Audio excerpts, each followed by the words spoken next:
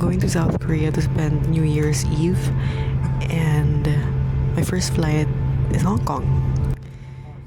So it's 12 hours before 2026. Magka-countdown tayo, guys. Shit, wala akong katabi. Boarding complete na daw. Yeah, I don't have any seatmate. That's good. Because normally, Manila to Hong Kong flight is always full.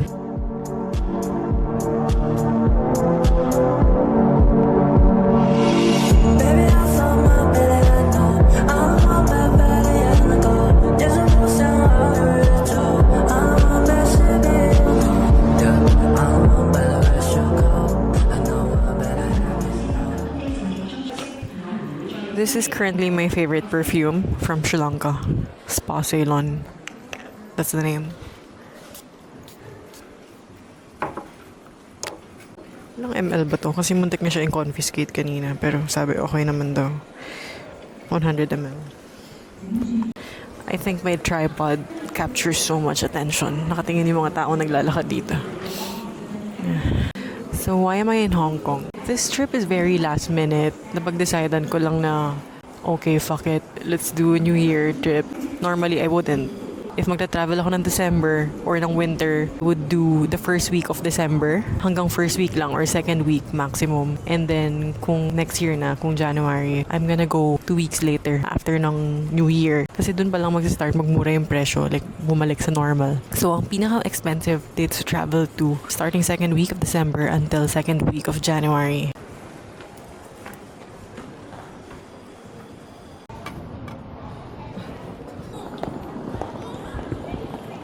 Okay, so nakita niyo yung si ate. So may mga nag-iikot na ganyan. Tutulungan nila kayo maghanap ng boarding gate niyo. Lalo na yung may mga urgent transfer. So huwag kayong mag-alala. Even if you have a 40-minute layover or a 1-hour layover, pagkalabas mo pa lang ng aeroplano, may mga nakaabang na na-crew doon. In case wala ka ng oras, sasamahan ka nila and tatakbo kayo together. Sweet, diba? Saan ba yung McDo? Parang doon yun sa kabila eh.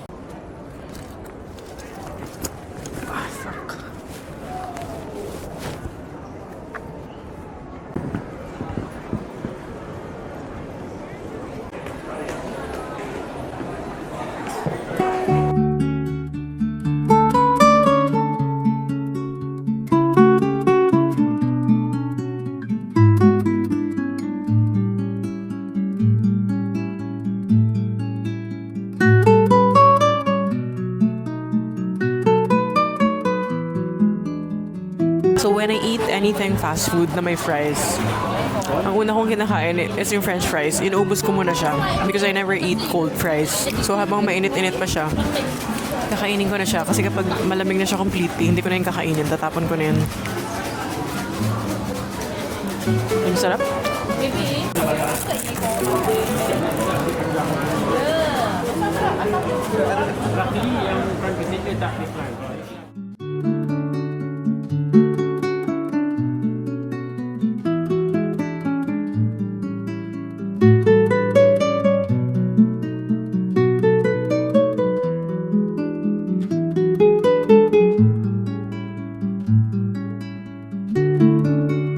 Welcome to South Korea, guys. Dito ko nilagay yung mic ko, so sorry kung sobrang lakas ng boses ko. Ayan lang siya.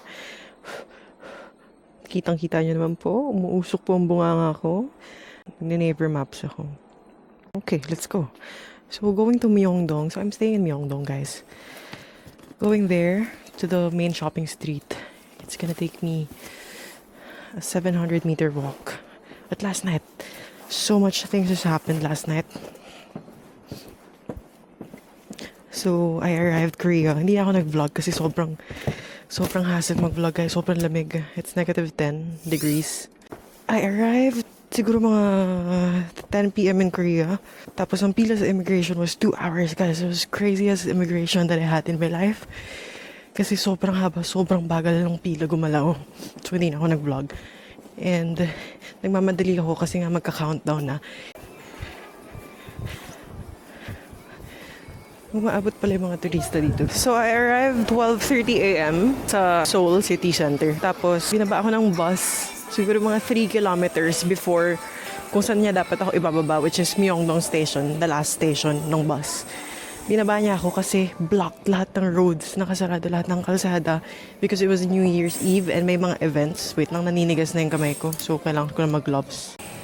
To get to my accommodation, I had to walk 2 kilometers or I have to take a taxi, which of course, taxi was my first choice.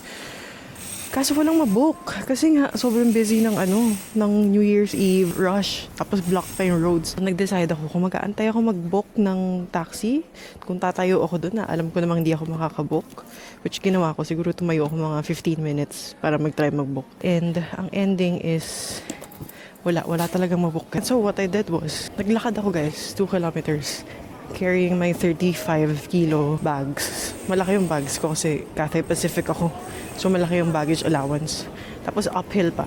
Like, the street, kung saan ako naglalakad ngayon, it's very uphill. Tapos, sobrang ginawa ko.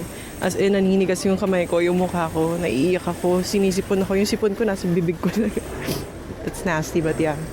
That's what happened last night. And then, my Airbnb owner texted me something sweet kasi nga, naawa siya sa akin. So, this is our first look of South Korea. May usok dito. Okay. Smoking area pala to. Kahit yung tambucho guys, umuusok siya. Kahit yung bibig ko, umuusok. Oh my God. Pero okay naman. Tolerable siya kapag ganitong may araw. Pero kapag gabi, sobrang lamig, hindi kaya. Convenience store. Actually, kagabi nag-convenience store ako. Pero hindi ako nasarapan. Siguro drinks lang or bread or ice cream, desserts. Pero kung yung onigiri, hindi siya masarap. Masarap yung sa Japan, 10 times better. Dito parang dry yung kanin nila and wala masyadong laman. So I'll try this banana milk for the first time. Or coffee na lang kaya. Gusto ko ng kape. Sige, kape na lang. Kape. Tanghali na po, by the way. 1 p.m. na. Sobrang late ko nagising. Sarap ng araw. Dun sa GS25 na convenience store, hindi sila nag-charge ng T-money. So I have to try again here in 7-Eleven, but I have to finish this first. Okay, I'll go in. It's cold.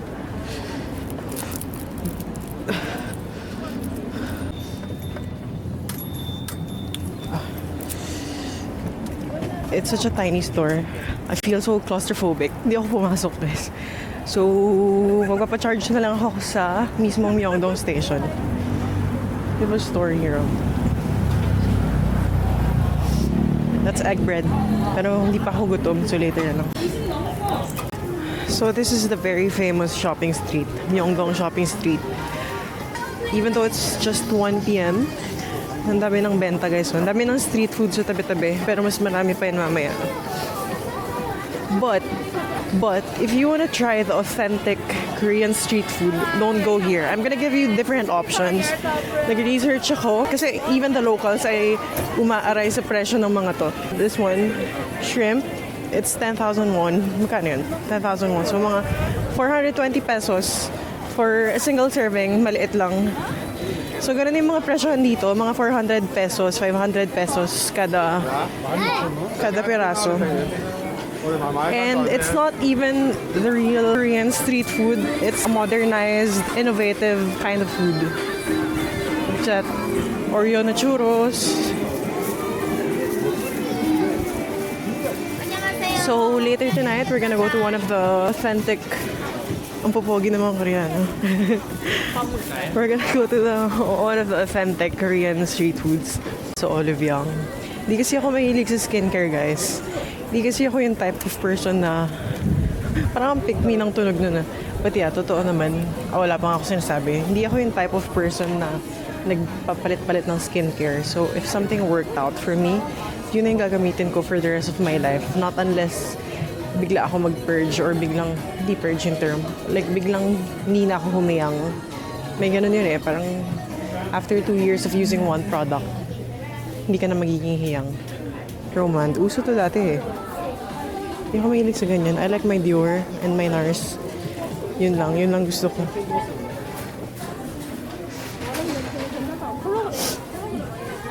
Pero sige, tumingin tayo ng powder. Clio. May ganito rin sa Pilipinas eh. Yeah, kailangan ko ng powder. Pero in fairness guys, nag-try ako ng shampoo na sa hotel, sa accommodation. And maganda siya. Sobrang ganda ng shampoo conditioner nila. So Olive Young is like a big Watsons. Makeup, skincare, everything. Pero hindi talaga ako mahilig. I stick with my staples. Hindi ako nagtitry ng ibang brands. 40,000 won. Vitamin C na cream. Uso yung ganyan. Oh, mura nito. It's sale. So, from 22,000, 16,500 na lang. ISIO Pore Tightener Serum. 22,000, naging 18,000 na lang. Toner is 23,000. Angel Aqua Moisture Toner.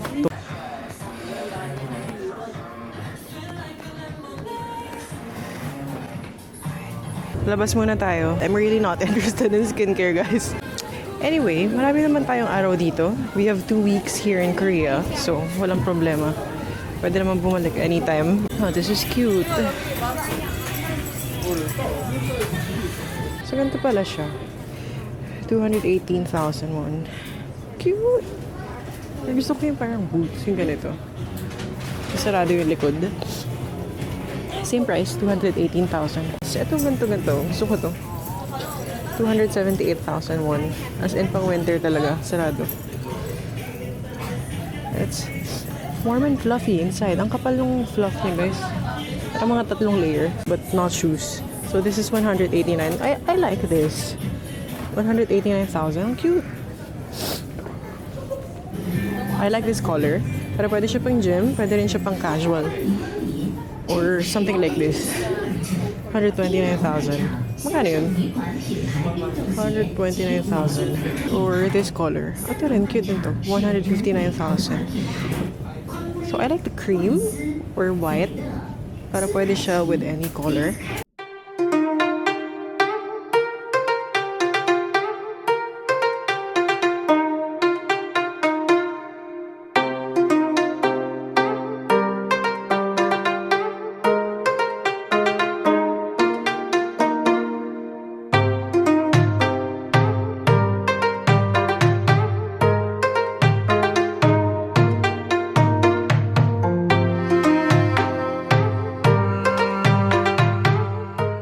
Time check. It's 4 p.m.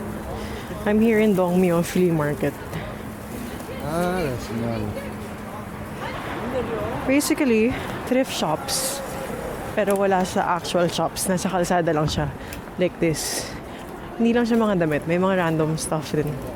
Gamit sa bahay. Tools.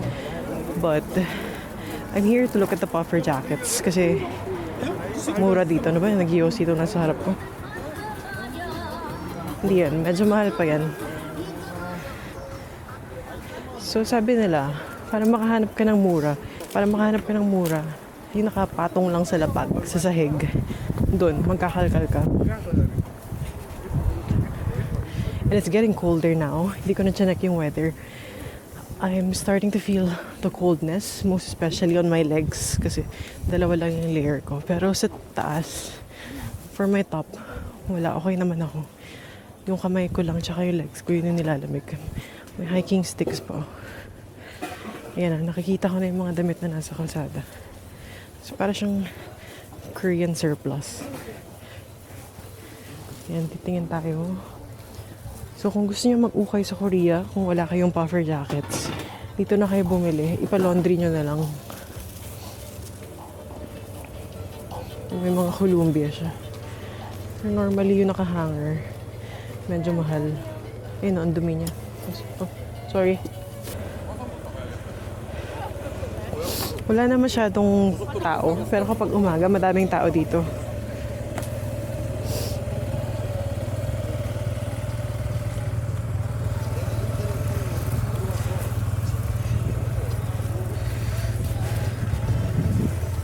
Ang cute nung pink may Adidas. Kano kaya yun? Ayoko kasing magkalkal, guys. Ang lamig kasi. Ang hirap gumalaw. Yung mga ganito, Ang suspecha ko ay fake siya na Nike. Kasi mukha siyang bago. So, para siya yung divisoria ng mga fake na items. Fake na branded items. Ayoko ng ganun. Kasi wala kang assurance sa quality na it will keep you warm. So, maghanap tayo ng ano. Parang ang konti na lang ng mga ano, bagay-bagay. Parang masasarado na siya.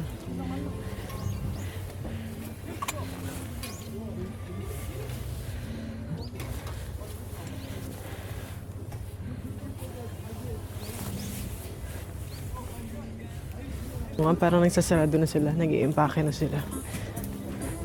So, silip lang naman tayo. Hindi naman ako bibili.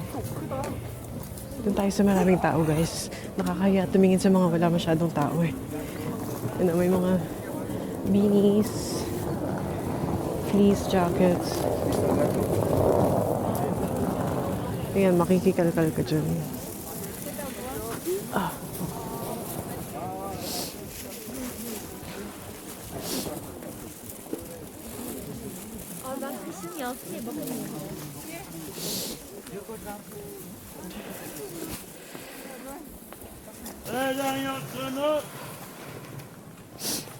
Overwhelm ako, guys. Dami nagkakalkal. So, ito yung presyo nila. Isang piraso, 4K. Dalawa, 7K. Tatlo, 10K. So, 10K is 400 pesos ang tatlong piraso. Pero ang pangit eh. Ayoko ng ganyan. Ito, Uniqlo. Pero may ganito na ako eh. Uniqlo na light tone jacket. 5,001 lang, guys. So, ayoko, may ganyan na ako.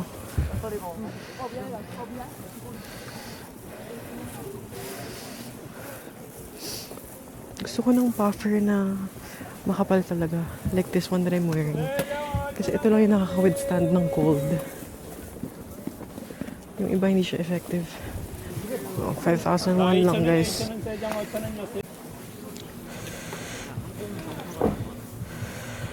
So, may mga shops dito na heavily curated. Kunyari, yung laman lang ng shops na yun is puro mga North Face. Which, of course, magkano ang North Face, guys? Mahal. So, nag-check ako mga 50,000 won.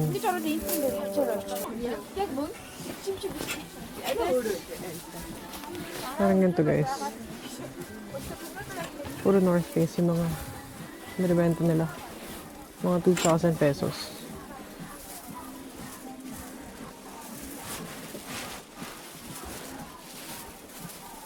So, kapag walang nakalagay na presyo, mahal, mga 50,000 or 30,000, depende.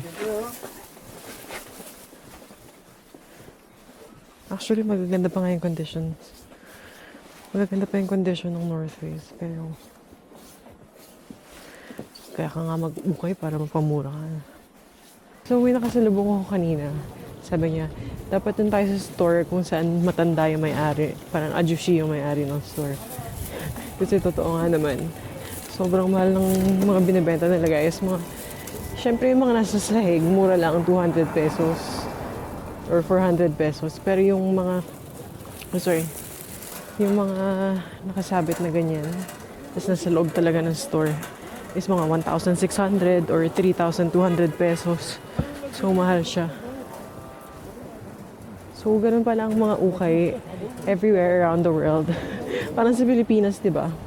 Yung mga binibenta sa IG ng mga ukay, mga 1,000, 2,000. Kaya naman ukay yun kapag ganun. Kaya nga ukay eh. Para mura.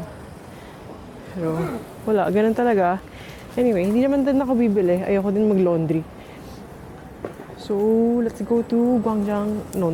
Let's go to a night market because I'm a bit hungry. So, sana may magustuhan akong street food. Gusto ko ng hotok. Parang pancake na. Wait, saan yung daan? Here? 리오 많이 온거 성인거 많이 온거 성인.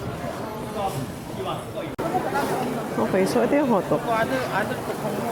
Griddle cake with sugar and seeds filling. Okay, let's buy one. Excuse me. Can I buy one? One. Ah, okay. Let's try my first ever Korean street food, hotok. So this is griddle cake with sugar and cheese filling. So there's a sweet version of it, which is this one. And then meron ding savory version. So ang kapalit lang is, yung nasa loob niya is japchae. So savory siya. Okay, let's try. Mainit pa eh. 看韩国的， Ah, init. Bagong luto. Yung sa loob niya is sugar with cinnamon. And hindi siya sesame seeds, ibang klaseng seeds. Meron din parang mani. And yung outer layer is parang donut na deep fried na sobrang oily. Which is nagpapasarap lalo sa kanya because it's so moist inside. And it's only 2,001.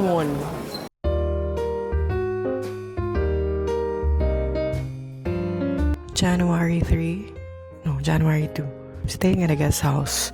Pero meron ako sariling room. So every night it's fun. Kasi I get to meet with other people here sa table na to. Para kami may briefing session until mga 4 a.m. Anyway guys, I'm doing my skincare. So I want to share with you my current skincare. So for sunscreen, this is what I use. Biore Aqua Rich Tone Up. But this one has a dewy finish, so it's not good if you're gonna use this in the Philippines where it's humid kasi magmumukha ka malagkit na pawis na hindi siya nakaka-fresh, hindi siya maganda yung dewy skin sa Pilipinas. So, I only use this when I'm in cold places. Kapag winter, lagyan ko para makita nyo. Sana makita nyo to. So, yan.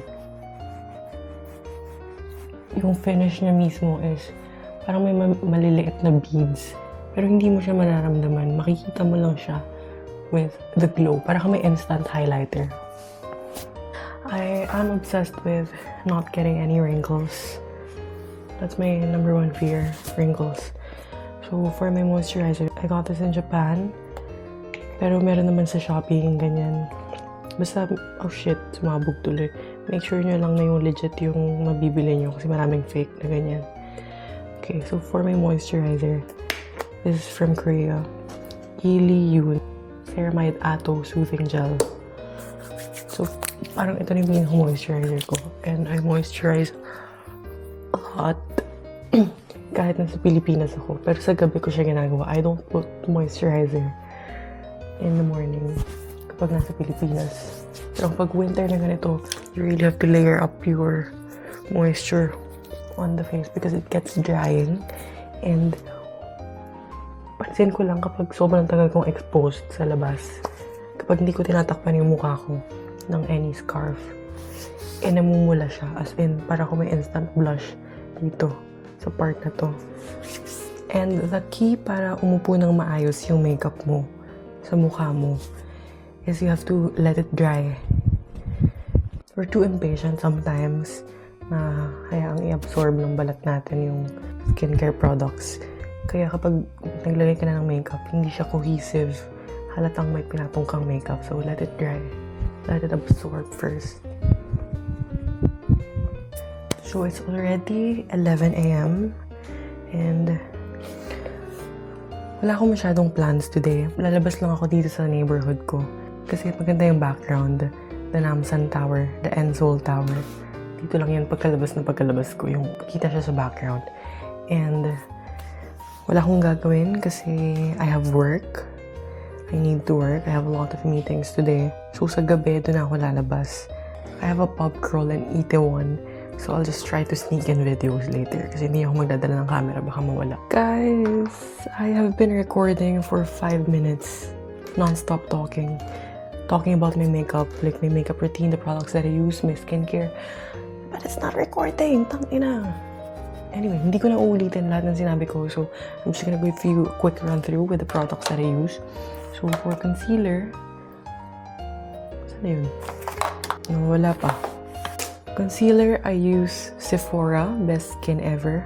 I've been using this one for a long time. For my eyebrow, this is the exact routine that I do. Concealer, and then powder. Dr. Sensitive. I love this. All Day No Sebum Powder. 279 lang to. Pero I love that. Next is Dior for my eyebrows. The darkest shade. The dark brown. This one. Next is Contour NARS Laguna. I've been using this for I think 4 years now. Actually, all these products I've been using for like 3-4 years. If I finish everything up, then I just buy a new one.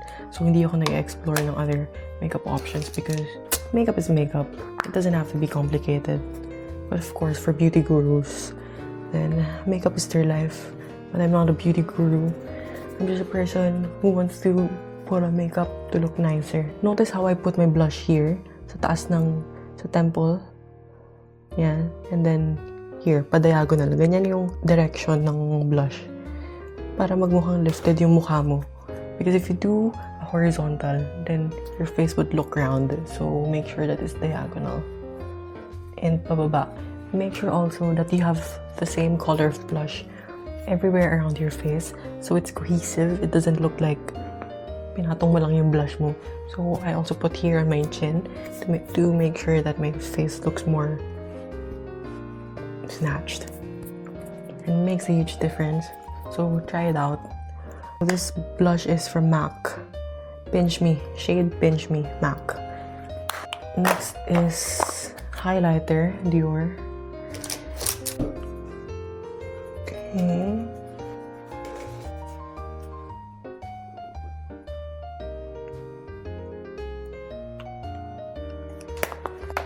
Using the same Dior palette, the dark brown. Nilagay ko ng under eye. Like, sa waterline ko. Nilagay ko ng eyeshadow sa waterline ko. This has been my trademark for a lot of years. Ganito talaga ako mag-makeup.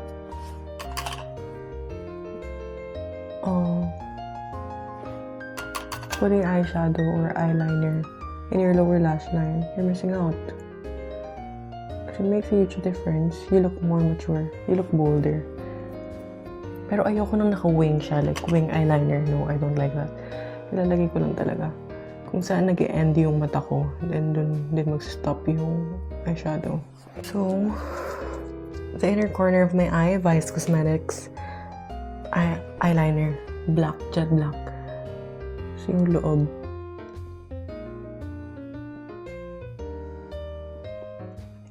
Here. Pero maganda siya.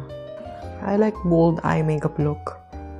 Because I only do light makeup on the rest of my face. So, I give everything in this area. Yeah. I put more effort in this area. And then blend it out kasi it looks harsh. And then setting powder for my under eye. Hourglass.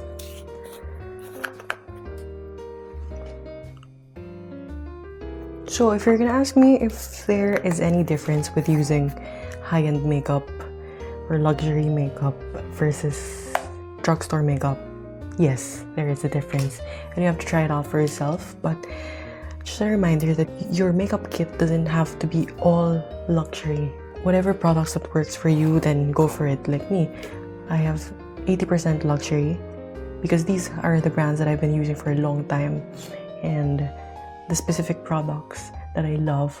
So when I run out of them, then I just buy a new one. I don't like exploring on other products because that takes a lot of time and money. Kasi once a product doesn't work for you, of course, hindi mo naman pwede rin pilitin kasi pangit din yung itsura niya sa mukha mo. So, syempre, bibigay mo sa ibang tao or hindi mo nagagamitin or itatapon mo. So, I don't like that. Anyway, so I have a mix of drugstore products like this one. I really recommend this. Try nyo to, Dr. Sensitive. Nakailang recommendations na ako na ganyan sa pamilya ko. Dami ko na nabudol. Okay. For my lipstick, puno na yung tiyan ko, guys. Gutom na ako. This is Dior. I love this. And this is a matte finish. Ang pangalan nito? Dior Rouge Forever Liquid. And the shade is, I think 100. Yun yung nakalagay. 100. So this just looks like my normal lip color. So I love it.